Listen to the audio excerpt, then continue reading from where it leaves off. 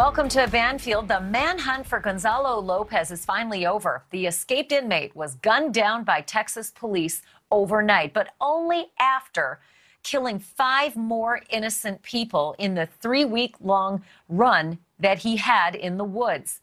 The spotlight has now shifted to law enforcement. The Texas officers who somehow allowed Lopez to escape from his prison bus, hide out in the very county they were searching, and then kill again 5 times over. Lopez vanished on May 12th, freeing himself from his hand and leg restraints, cutting through a metal cage in the bus somehow, and then crawling into the protected driver's cab. He stabbed that driver in the hand and in the chest and then got control of the bus before crashing it and fleeing on foot into the woods right behind where that bus is. And he remained at large up until just yesterday. That's when he apparently murdered a family of 5 in their home and then stole their truck. He was then himself killed in a shootout more than 200 miles away. Obviously, there is a long list of questions that we need answered tonight. Answers that, frankly, we've been trying to get for weeks.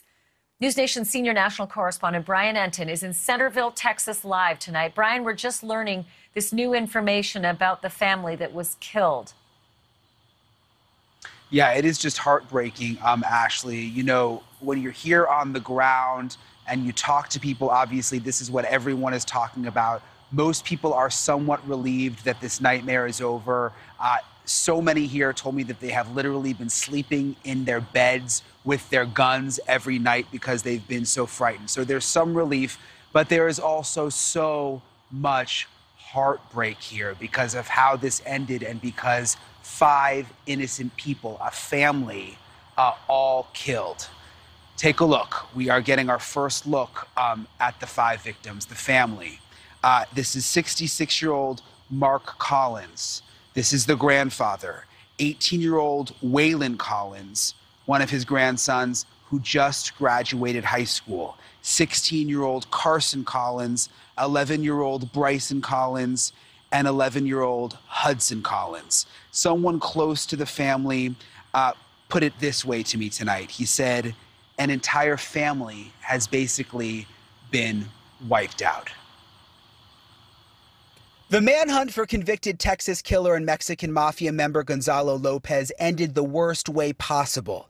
Investigators suspect Lopez killed a family of 5 at this house before stealing their truck, fleeing toward Mexico, and then getting in a shootout with deputies who shot and killed him. I would say that this is a tragedy that you had 5 individuals who lost their lives. Lopez first hijacked and escaped from a Texas Department of Criminal Justice transport bus 3 weeks ago after stabbing the driver. He disappeared in Centerville, Texas, about halfway between Houston and Dallas.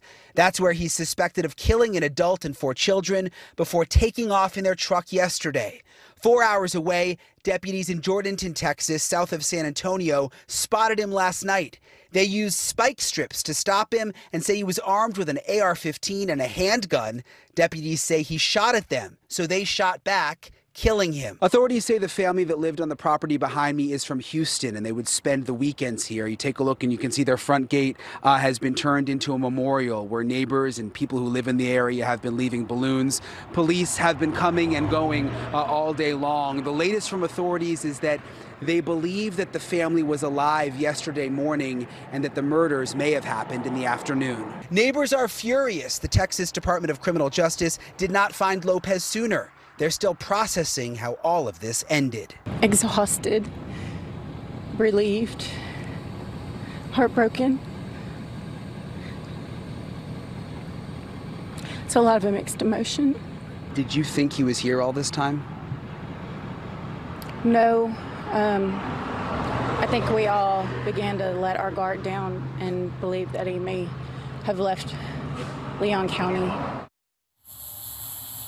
And on top of the heartbreak out here, Ashleigh, there is also so much frustration and anger, much of it focused on the Texas Department of Criminal Justice. So many here questioning what were they doing the last couple of weeks. There are reports that they may have seen Gonzalo Lopez on trail cams. Why weren't they doing a better job tracking him?